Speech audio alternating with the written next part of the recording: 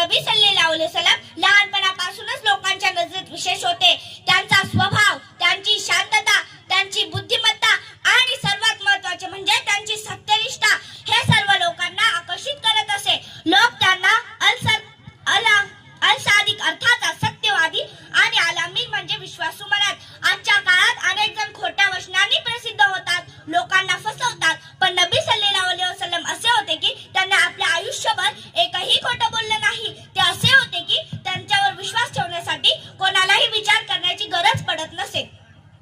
जेव्हा अल्लाहने तेव्हा पैगंबरीचे ओझे त्यांच्यावर टाकले तेव्हा त्यांनी अतुलनीय सहनशीलतेने आणि दयेने उचलले. त्यांचा संदेश हा तलवारीचा नव्हता, द्वेषाचा नव्हता, तो संदेश मानवतेचा होता. त्यांनी सर्वात पहिले जे केले ते म्हणजे लोकांच्या हृदयावर दया आणि ममत्वाचे बीज पेरले.